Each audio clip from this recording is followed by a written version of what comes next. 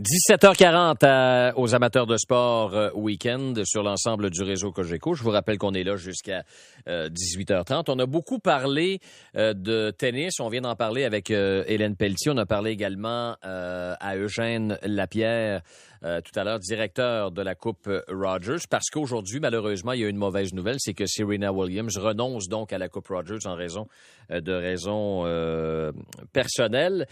Mais à chaque fois, et à toutes les années, on attend avec beaucoup d'impatience l'événement, la Coupe Rogers au Stade IGA. Cette année, ce sont les femmes et on alterne comme ça, les hommes du côté de Toronto et l'an prochain, ce sera l'inverse et ainsi de suite, ainsi de suite, ainsi de suite. Mais c'est l'événement, je pense, qui, après le Grand Prix du Canada, est le plus attendu. En tout cas, c'est un des plus attendus sur la scène sportive du côté de Montréal. Pour en parler, on va parler de tout ça, sport business un peu avec Ray Lalonde que je sors de son week-end. Salut Ray.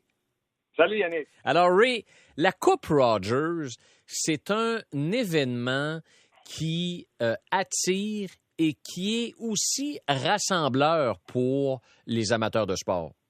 Oui, écoute, premièrement, ça me fait plaisir de parler de tennis parce que c'est un de mes sports préférés. Je suis un maniaque de tennis, hommes et femmes. Je trouve que Montréal est une ville privilégiée de recevoir la Coupe Rogers, évidemment en alternance avec Toronto. Mais ça signifie que Montréal est une ville importante sur le circuit mondial. Pour les hommes, c'est un tournoi du Masters 1000 à tous les 2 ans. Et pour les femmes, c'est vraiment un des tournois les plus importants de l'année, à quelques semaines seulement du US Open. Alors, quand tu parles de rassembler, premièrement, ça rassemble les meilleures joueuses. Oui. Et puis, on fait outre du fait que Serena n'est pas là. Ça arrive. Ça, c'est des situations qu'on est déçus.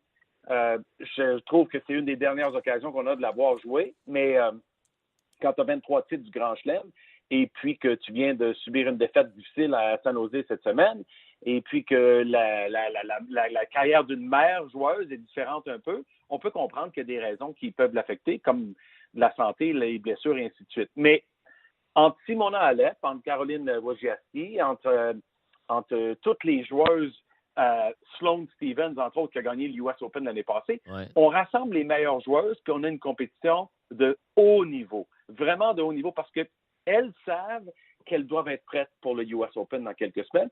Montréal et Cincinnati sont les 2 tournois en préparation dans ce qu'on appelle le US Open Series. Mais pour un organisateur, quelqu'un qui est directeur de la Coupe Rogers, je posais la question à Eugène Lapierre tantôt, Ray, et je lui demandais, est-ce que le directeur aime mieux recevoir cette nouvelle-là de Serena Williams un mois avant l'événement ou à quelques jours que s'amorce le tableau principal parce que le coup est déjà encaissé il y a un mois. Tu comprends ce que je veux dire? Ouais, mais on a comme l'impression aussi que la Coupe Rogers, ça roule tout seul. Que c'est facile d'organiser la Coupe Rogers. Ben, ça l'est aujourd'hui parce que Eugène a fait un travail colossal depuis des années pour emmener ce tournoi-là à un niveau comme celui-ci. Honnêtement, je suis allé à quelques reprises de mes yeux.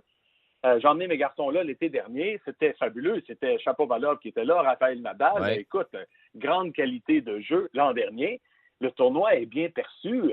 L'environnement autour, c'est une expérience agréable. Les gens sont là. Ils veulent se tenir sur place, regarder les autres terrains adjacents, profiter de la nourriture, des consommations, des belles soirées d'été à Montréal. Je ne peux pas dire assez de choses positives sur ce tournoi-là parce que pour avoir vu Roland-Garros de mes yeux, le US Open de mes yeux, Wimbledon de mes yeux et d'autres tournois dans le monde entier comme spectateur-consommateur, Montréal se compare très bien. Alors, Serena Williams, écoute, s'il l'avait su il y a un mois, il aurait peut-être vendu un peu moins de billets en attente de Serena. Okay. S'il perd Serena aujourd'hui, il est énormément déçu parce qu'il était à une journée ou deux du début du tournoi.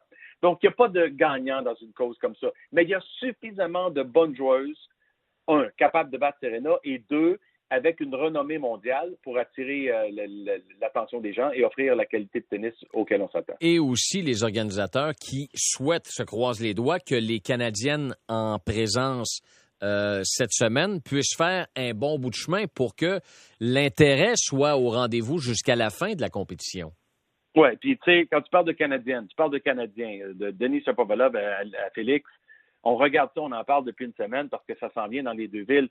C'est quand même, encore une fois, au crédit de Tennis Canada et des dirigeants, dont Eugène Lapierre, d'avoir permis au tennis de se développer de si belle façon et d'avoir une relève au Canada qui est comparable à ce qui se joue aux États-Unis. Mais là, on n'a pas la même population, on n'a pas les mêmes ressources, on n'a certainement pas la même météo.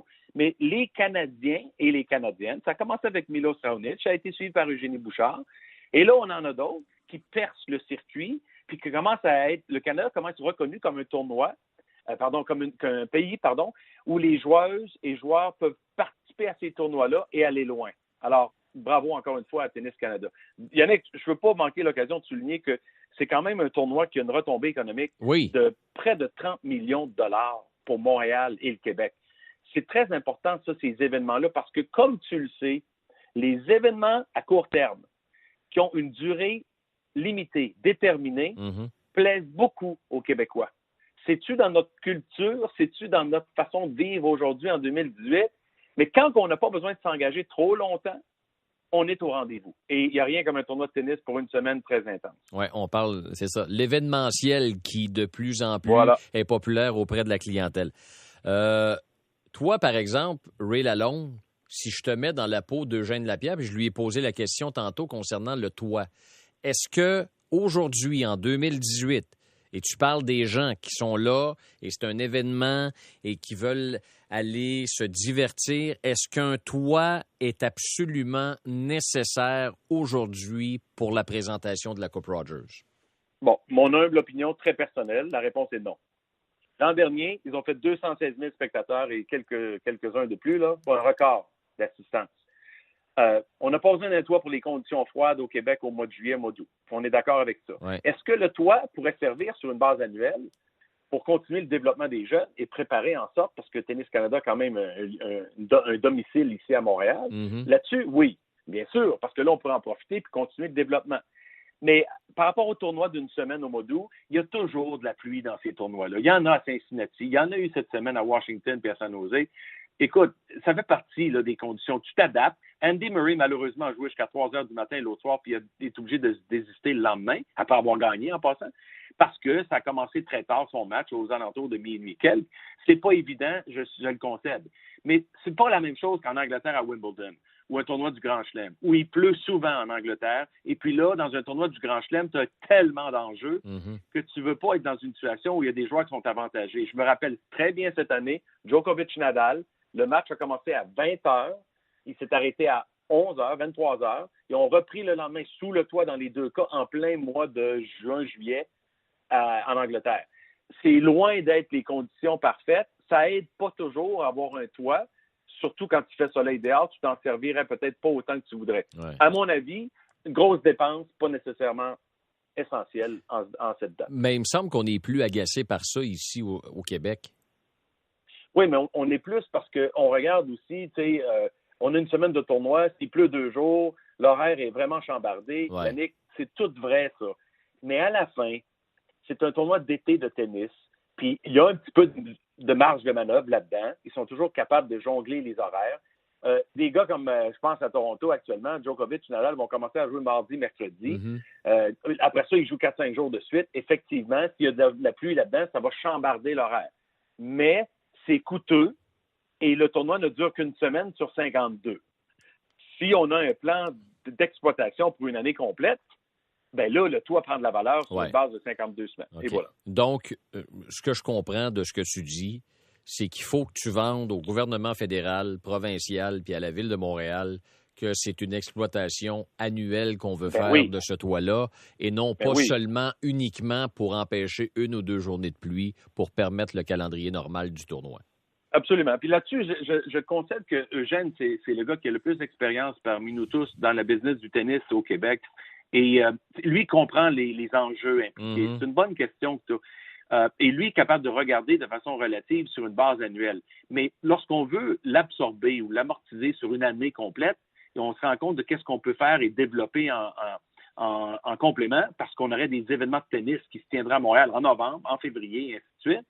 Ah ben là, c'est une autre question tout autre. Mais pour le tournoi uniquement, je ne crois pas que ça soit nécessaire. De toute façon, s'il faisait soleil, le toit serait toujours ouvert. Pense aux Blue Jays et au Centre Rogers à Toronto. Exactement. Alors, 30 millions de retombées économiques pour Montréal et le Québec, la Coupe Rogers qui va bon train avec les qualifs et ça commence lundi avec le tableau principal. Ray Lalonde, merci beaucoup de nous avoir parlé aujourd'hui. Très apprécié, mon ami.